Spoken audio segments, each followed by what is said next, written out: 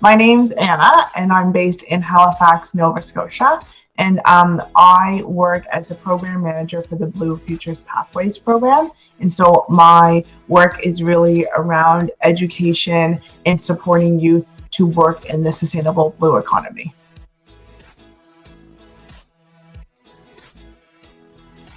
I graduated from undergrad in marine biology, and then I did a master's in marine management, and that would have been about 8 years now. And so when I graduated, I started my own not-for-profit around ocean education.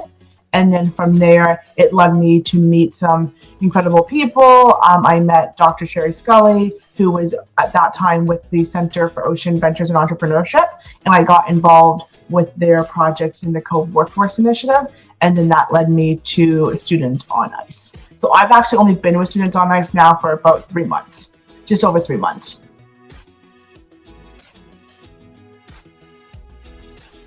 I love the ocean. I grew up by the ocean. I loved swimming. I was a competitive swimmer. And then I started doing long distance ocean swimming. So I actually swam from New Brunswick to PEI, and then I went underneath the Confederation Bridge. So I've always loved the ocean. And so I remember when I was about 5 years old, when everyone asks you, like, what do you want to do when you grow up? And I was like, oh, something with the ocean. So my dad said to me, oh, you could be a marine biologist. And that just stuck in my head. And so from that point onwards, when I was a little bit older and understood that I had to kind of start planning out my career path, it was marine biology. So that's why I did my undergrad in marine biology. And then after I did that during my undergrad, I really fell in love and really wanted to learn more about the social aspects, the cultural aspects of marine conservation, and how that plays a role in management. So that's what ultimately led me to do my master's in marine management.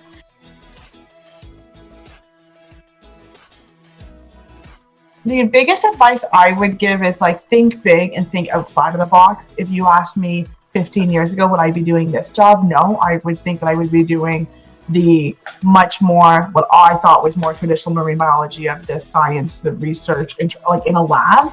And that is definitely a part of marine biology. But the other side of marine biology or science is that communication, is that role. It's like letting others know about it, what you're doing. Like, you can do all the research, but if you can't communicate that, then no one's going to know the important roles that you're doing.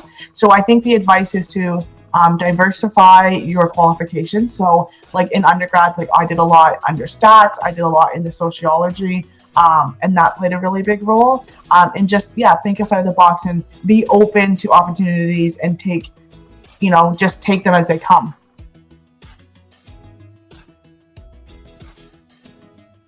I think for me, I can see that there's been a real, just where we are with the sustainable development goals at SDGs, the understanding of the need to really protect our oceans, to make sure that how we use it is sustainable. I think that is becoming a lot of forefront for a lot of companies, organizations, not-for-profit. So I can see that shift happening, especially with industry.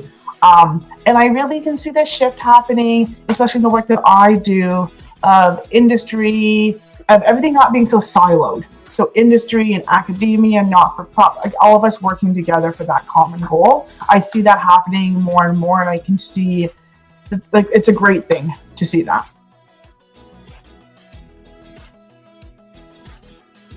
There is a lack of diversity in the ocean sector, the freshwater sector, the sustainable blue economy, I'll say.